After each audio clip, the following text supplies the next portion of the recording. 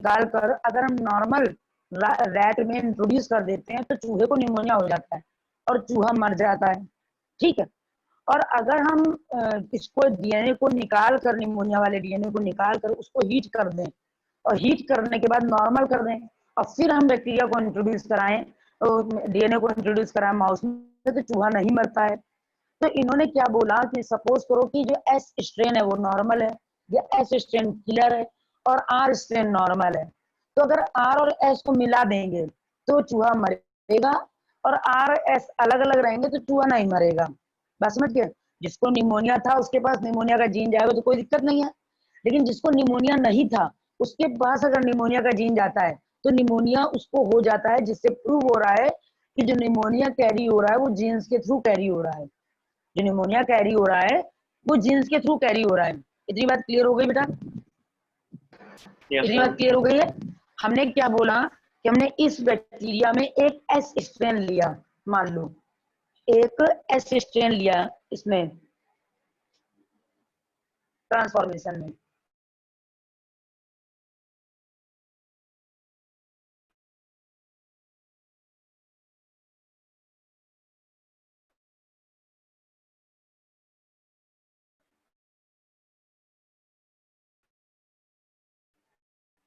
एक x S strain है, एक आर स्ट्रेन, इसको निमोनिया है और एक नॉर्मल रैट लिया है, रैट लिया है। आर स्ट्रेन जो है ये है Streptococcus pneumoniae, Streptococcus pneumoniae, Streptococcus pneumoniae जो आर स्ट्रेन है। हमने इसका डीएनए निकाला, इसका डीएनए निकाला और इसमें इंट्रोड्यूस कर दिया, तो इसके पास एस और आर दोनों हो गए। इसका डीएनए इसमें गया तो रैट में इसको मिलाकर हमने रैट में डाला। ठीक, तो रैट को निमोनिया हो गया, रैट को निमोनिया हो गया। बस समझ गया? रैट को निमोनिया हो गया। अगर हम इसको हीट किल्ड कर दें और फिर मिक्स करके डालें तो निमोनिया नहीं होगा। अगर हम इसको हीट किल्ड करेंगे तो भाई निमोनिया का बैक्टीरिया का जो जीन मर जाएगा, तो फिर आगे इसको अगर इंट्रोड्यूस करते तो फिर निमोनिया नहीं होगा। जिससे प्रूव हो रहा है कि जो निमोनिया का जीन है अगर वो जाएगा तो निमोनिया होगा, अगर नहीं जाएगा तो निमोनिया नहीं होगा। इतनी बात सबको क्लियर है? ये बात क्लियर है बेटा? बात समझ में आई? हमने क्या लिया, एक नॉर्मल बैक्टीरिया लिया जिसका नाम था एस स्ट्रेन, और एक ऐसा बैक्टीरिया लिया जो कि बैक्टीरिया हम लोग का निमोनिया कॉज करने वाला है, उसका नाम था डिप्लोकोकस निमोनी। ठीक, हमने क्या किया कि डिप्लोकोकस निमोनी का डीएनए निकाला और रैट में डाल दिया तो चूहा मर गया। नॉर्मल का डाला तो चूहा नहीं मरा, जबकि डाला बैक्टीरिया का ही था। फिर क्या किया हमने, नॉर्मल के डीएनए को निकाला और बैक्टीरियल के डीएनए को निकाला, इसके डीएनए को ही मतलब इन दोनों के मिक्सचर को हीट कर दिया, हीट कर दिया। तो हीट करने से क्या होगा कि ये पॉस्चराइज हो जाएगा, इम्प्योरिटीज इसकी चली जाएंगी, डी जीन इसका मर जाएगा। फिर हम अगर इसको रैट में डालते हैं तो रैट को निमोनिया नहीं होता और रैट नहीं मरता है। फिर डालते हैं तो रैट नहीं मरता है। तो इससे प्रूव होता है कि DNA act as a genetic material. बात समझ में आ रही है? बात समझ में आ रही है? Yes ma'am. नहीं आई? नहीं आई? नहीं आई ना? मैम आ गई। आ गई? बाकी लोगों को आई कि नहीं आई? ठीक, आर स्ट्रेन जो कि स्ट्रेप्टोकोकस निमोनी है, कोकस निमोनी बैक्टीरिया है, निमोनी बैक्टीरिया है। इसको इसको निमोनिया, ये निमोनिया कॉज करता है, निमोनिया कॉज करता है। ठीक, इसका डीएनए निकाला, इसको रैट में डाला, चूहा विल डाई, चूहा विल डाई। ठीक, मर जाएगा। एस का डीएनए निकाला, एस का DNA plus R DNA, S का डीएनए प्लस आर का डीएनए मिक्स कर दिया, मिक्स करके हीट किल किया, हीट किल किया, ठीक, हीट किल कर दिया। तो क्या हुआ, अब हमने इस मिक्सचर को रैट में डाला तो रैट को कुछ नहीं हुआ, कुछ नहीं हुआ। बात समझ गए? बात समझ दो बच्चों, बात इतनी समझ में आ रही है? मम्मी विल डाई के आगे क्या लिखा है आपने? कहाँ पे? चूहा विल डाई, चूहा। अच्छा है मैम। चूहा विल डाई, और देखो ऊपर लिखा है कुछ नहीं हुआ, देख रहे ऊपर, कुछ नहीं हुआ और चूहा विल डाई। Yes sir. समझ में आ गया?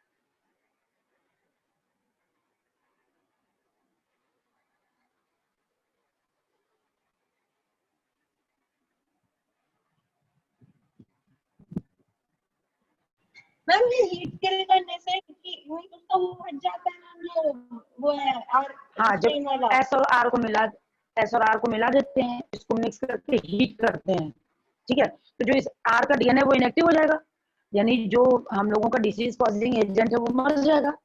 अब जो इस मिक्सचर को हम डाल देते हैं चूहे में, तो चूहे को कुछ नहीं होता। इससे ये पता चलता है कि अगर निमोनिया का जीन ना हो, तो मतलब डीएनए में जीन ना हो, हाँ डीएनए में निमोनिया ना हो, तो आने वाली जनरेशन को निमोनिया नहीं होगी। मतलब प्रूव कर रहे हैं कि DNA act as a genetic material. अगर हम बिना हीट करे ऐसे मिक्स करके डालें तो मर जाएगा। तो मरेगा क्यों? क्योंकि तब उसके पास निमोनिया वाला जीन रहेगा। Okay ma'am. समझ गए?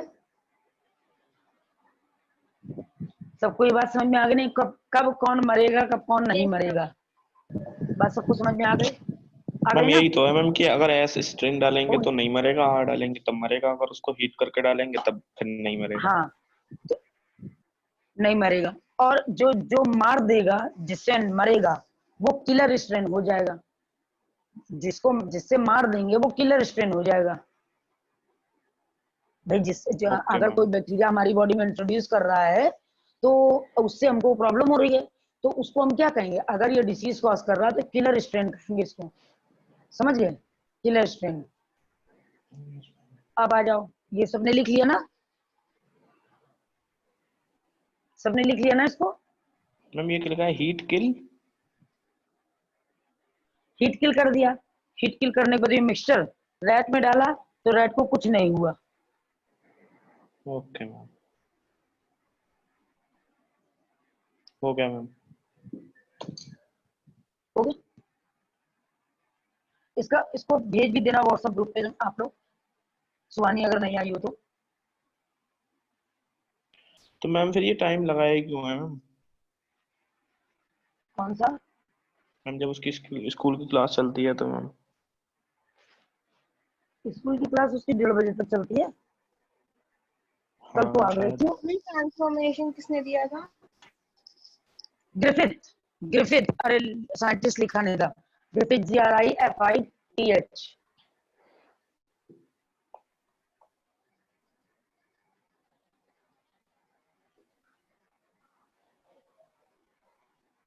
हो गया? अब जरा आ जाओ transcription unit.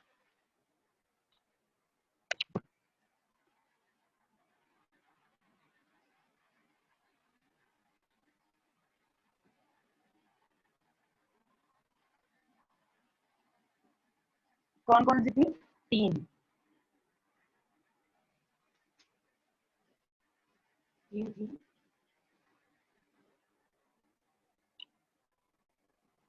promoter, structural and regulator। सही लिखा है हमने? मैम वो व्हाट टर्मिनेटर? टर्मिनेटर। अब हम जरा यहाँ पर डायग्राम बनाएंगे, उसको लिखेंगे, कैसे लिखते हैं।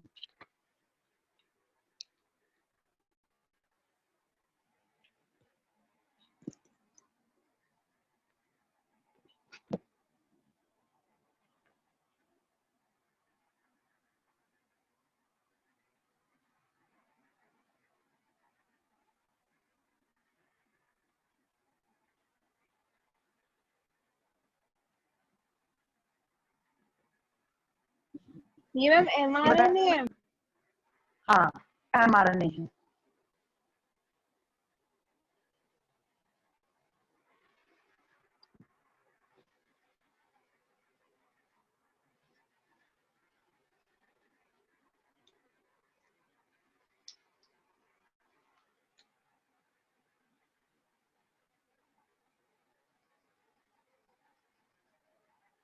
इतना पार्ट प्रोमोटर है, इतना पार्ट प्रोमोटर।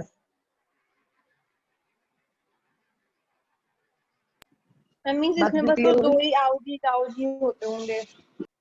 हाँ, यानी ये प्रोसेस को प्रमोट कर रहा है। तो अब हम इसको लिख दे प्रोमोटर। हम बीच में भी लिख सकते थे इसको प्रोमोटर, यहाँ पर बीच में लिख देते तो भी काम चल जाता हमारा।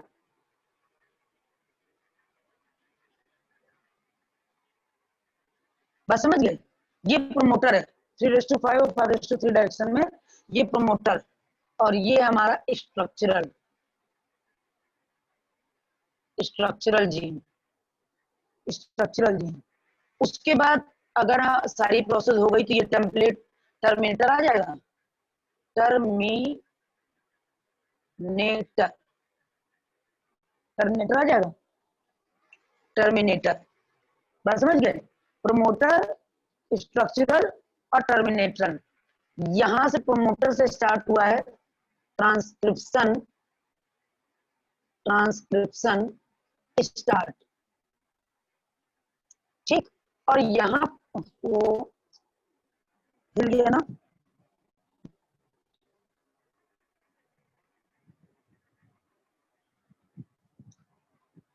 टर्मिनेटर पे ट्रांसक्रिप्शन रुक जाएगा, यानी प्रोसेस रुक जाएगी।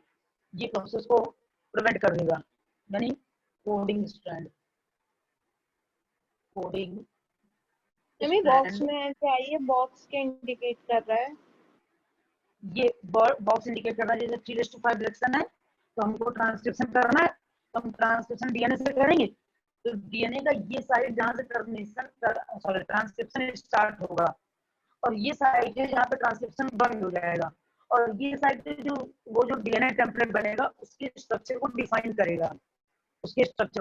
डिफाइन करेगा, यानी हम लोग क्या कह रहे हैं कि अगर ये स्ट्रक्चरल जीन को थोड़ा छोटा कर दें हम लोग लिख के,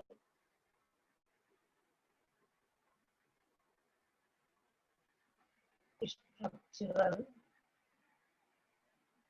जी, तो ये जो पार्ट इतना रहेगा, इतना पार्ट, इसको हम लोग टेम्पलेट बोलेंगे। बात समझ गए, ये टेम्पलेट ऑफ डीएनए है। ये हम लोग का पार्ट टेम्पलेट है, इतना पार्ट कोडिंग स्टैंड है। हमने क्या किया, हमको ट्रांसक्रिप्शन यूनिट बतानी है, तो एक हमारे पास प्रोमोटर होना चाहिए जहां से हमको पता हो कि यहाँ से ट्रांसक्रिप्शन स्टार्ट हो जाएगा। दूसरा हमारे पास स्ट्रक्चरल होना चाहिए, जो ट्रांसक्रिप्शन होने वाला आरएनए है उसका स्ट्रक्चर डिफाइन कर सके। तो जब डीएनए छोटे छोटे टुकड़ों में टूटेगा, तो जो छोटे टुकड़े होंगे उनको बोलेंगे टेम्पलेट ऑफ डीएनए। बात इतनी समझ में आई।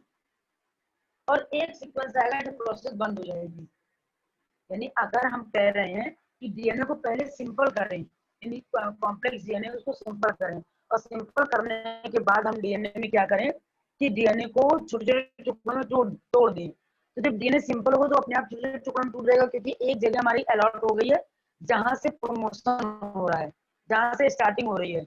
दूसरी जगह जहाँ से स्ट्रक्चर बन रहा है, तीसरी जगह जहाँ से टेम्पलेट हो रहा है, ठीक है, जहाँ से बंद हो रहा है, तो जो इसके बीच में बचा हुआ स्टैंड वो टेम्पलेट हो गया, टुकड़ा हो गया। बच्चों समझ में आई कि नहीं आई? डाइजेस्ट हुई बात कि नहीं? तो मैम ये टेम्पलेट करेगा क्या? हाँ करेगा क्या, देखो कंडीशन क्या है कि जब भी हमको कोई डीएनए बनाना है या कोई चीज करनी है तो डीएनए को पहले छोटे छोटे टुकड़ों में तोड़ना चाहिए। भाई आप किसी बड़ी चीज में हाथ लगाओगे तो आपको ज्यादा एनर्जी, ज्यादा एंजाइम, ज्यादा चीज खर्च करनी पड़ेंगी। तो इन्होंने क्या कहा कि अगर एक डीएनए इतना बड़ा है, वो उसका हर सेगमेंट अपने अपने काम के लिए अलॉट हो गया, तो जो बचा हुआ सेगमेंट वो टेम्पलेट हो गया। यानी ट्रांसक्रिप्शन होने के लिए डीएनए को टेम्पलेट में तोड़ना पड़ता है। टेम्पलेट में टूटेगा कि नहीं टूटेगा? हमने एक डीएनए को सिंपल बनाया, एक पार्ट से कह दिया ये स्टार्टर है, दूसरे पार्ट से कह दिया टर्मिनेटर है, तीसरे से कह दिया ये स्ट्रक्चर को डिफाइन करेगा, तो चौथा जो बचा वो क्या करेगा? वो टुकड़ा बचा रह जाएगा, तो उस बचे हुए टुकड़े को टेम्पलेट बोल दिया। Okay ma'am. बात समझ गए? जैसे रोटी हम लोगों ने ली, 5 लोगों को खाना है तो 5 टुकड़े कर दिए, लेकिन एक छठा टुकड़ा जो हो गया वो बच गया, तो वो बच गया तो कोई कोई खा ले, कोई इसका यूज कर ले। समझ गए? तो यहाँ पे इन्होंने बोला कि एक डीएनए था, उसका प्रोमोटर साइट डिसाइडेड है, जहां से ट्रांसक्रिप्शन स्टार्ट होगा, उसका टर्मिनेशन पॉइंट पता है, जहां से ट्रांसक्रिप्शन बंद होगा, उसका स्ट्रक्चरल पॉइंट पता है कि ये टर्मिनेटर जो सॉरी ये प्रोमोटर जो कहेगा उसकी प्रोटीन कैसे बनेगी, और ये टर्मिनेटर बंद कर देगा प्रोसेस को। तो जो सब काम अपना अपना कर रहे हैं, तो जो बेचारा बचा वो क्या करेगा? ये टर्मिनेटर को सॉरी टेम्पलेट ऑफ डीएनए कहलाएगा। टेम्पलेट ऑफ डीएनए का मतलब होता है कि ये स्मॉल सेगमेंट ऑफ डीएनए है, स्मॉल सेगमेंट ऑफ डीएनए है ये। बात समझ गए? तो मैम ये इसको ऐसे हम ही लोग पड़ा टेम्पलेट रहेगा? ऑफ डीएनए बोलते हैं। नहीं पढ़ा क्यों रहेगा, दूसरे डीएनए से ज्वाइंट करेगा, ये तो हम एक सेगमेंट की अच्छा बात कर रहा मैम, है ना, अच्छा अच्छा तो अच्छा डीएनए के अच्छा। कई टेम्पलेट बच जाएंगे, और जब सब सब टुकड़े बच जाएंगे, लोग कहते हैं ना इतना इतना यूज कर लिया, इतना इतना बचा, जो सारे महीने का बचा उसका क्या करेंगे? उसको कहीं और जगह लगाएंगे। Okay ma'am. बस समझ गए? जैसे एक दिन हम यस। लोगों को 200 रुपए दिए गए, और 200 रुपए में हम लोगों ने 25-25 रुपए खा लिए, पर पीस 25 रुपए उठ गया, यानी पर हेड। ठीक है, तो जो बचा पैसा वो हर दिन का 100 रुपए में से बचाते जा रहे हैं 200 रुपए में। तो जो अब वो जो बच के आया है वो भी अपना काम परफॉर्म करेगा, क्योंकि उस पैसे को भी तो हम कहीं कहीं इन्वेस्ट करेंगे, तो वही जो टेम्पलेट डीएनए वो भी कहीं इन्वेस्ट होगा।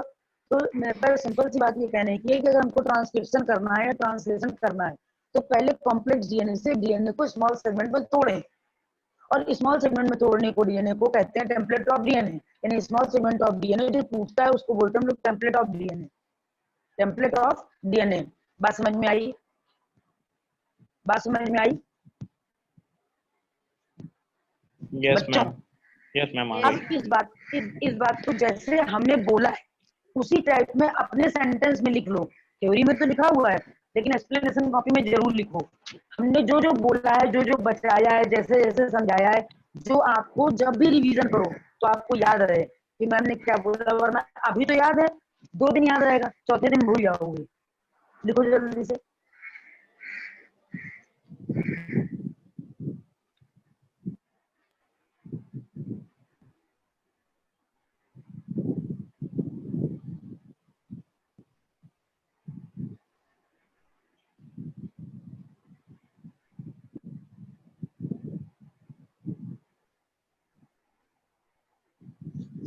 मैम ये स्ट्रक्चर जीनो कोडिंग स्ट्रैंड एक है ना?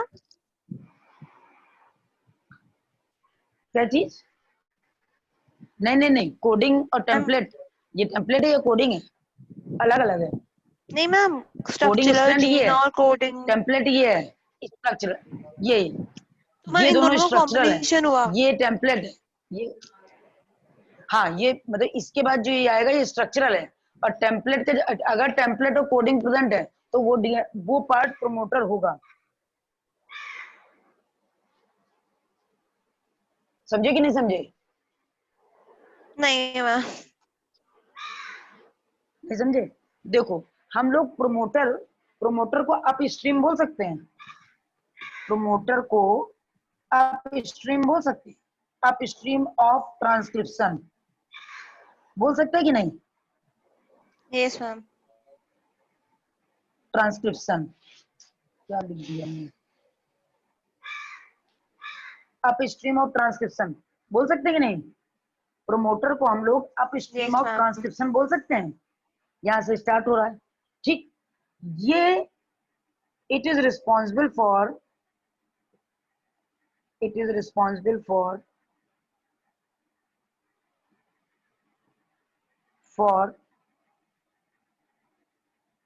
Joining of RNA polymerase। मैं RNA polymerase। देखो अब हम क्या बता रहे हैं, ये बाइंडिंग साइट है, इसको ज्वाइनिंग ऑफ ना लिख के बाइंडिंग साइट ऑफ लिख दें। बाइंडिंग साइट, ज्वाइनिंग की जगह बाइंडिंग साइट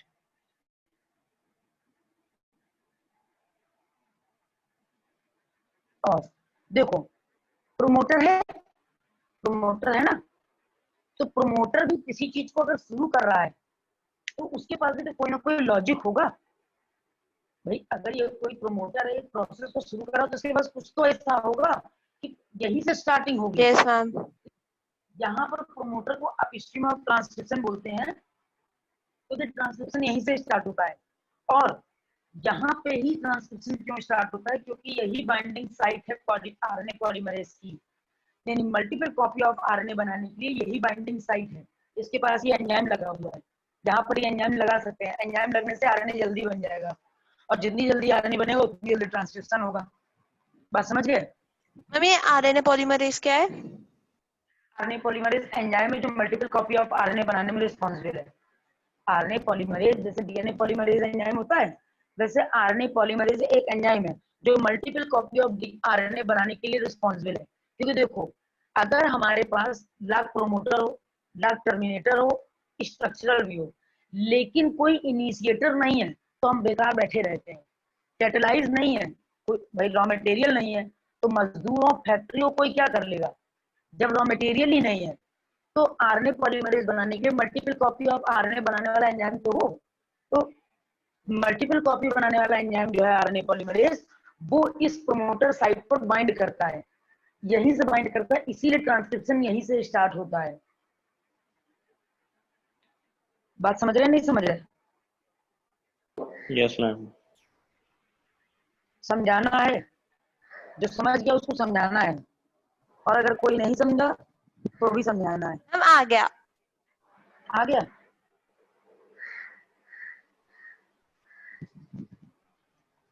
तो एक्सप्लेन करना है। स्वानी आ गई? Yes ma'am. मैम नहीं आई है। मैम वही तो मैम कि वो प्रमोट हमें स्टार्ट करने के लिए। मैम एक बात पूछो, ये प्रमोटर में आउजी और आउ वो दूसरा वाला है? नहीं, प्रोमोटर हम DNA के पार्ट को कह रहे हैं। जैसे हम कोई रिएक्शन करते हैं तो रिएक्शन करने के लिए हमको एंजाइम चाहिए, क्योंकि एंजाइम कैटेलाइज करेगा, स्पीड बढ़ाएगा।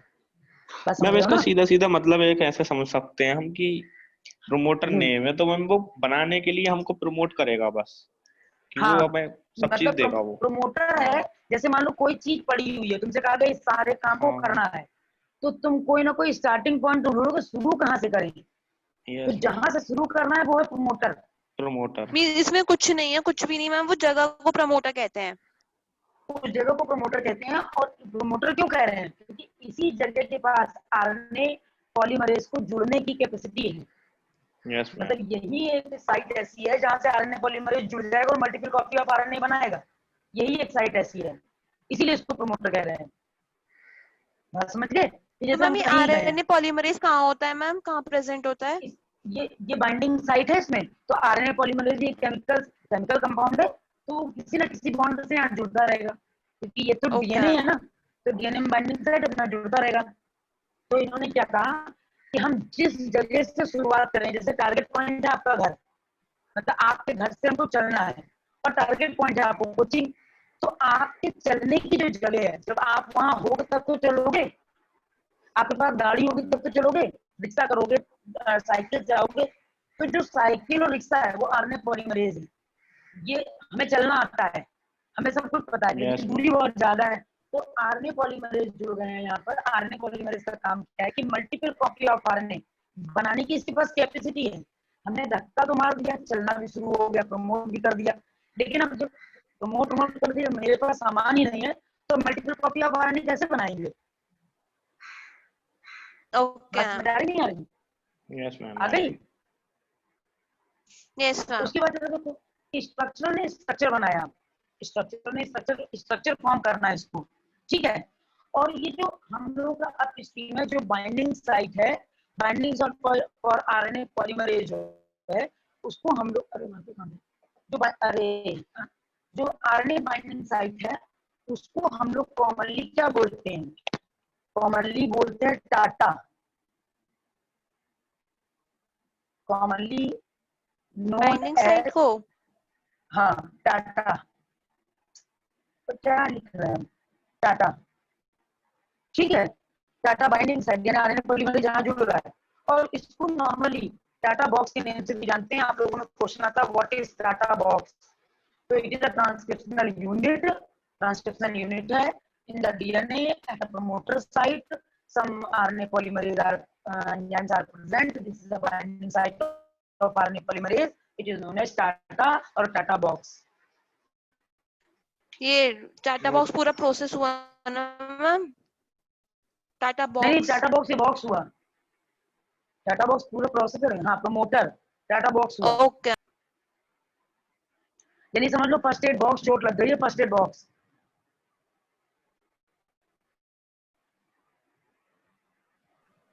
समझ आ रही बात, नहीं समझ में आ रही? यस मैम, अब आ समझ गया। गए। इसको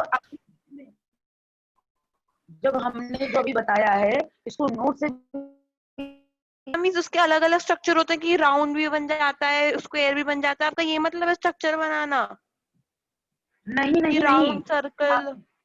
नहीं, एक बात ये बताओ कि जब डीएनए से आरएनए बनता है, तो एक्चुअल में क्या होता है? सब लोग चुप रहेंगे, तुम बताना हंसना। अगर हम डीएनए से आरएनए बना रहे हैं, तो एक्चुअल में डीएनए से आरएनए बनने में क्या होता है? मैम मींस क्या होता है? मैम नहीं, ये अगर डीएनए डीएनए हमारा से आरएनए डबल से सिंगल बन जाता है। हाँ,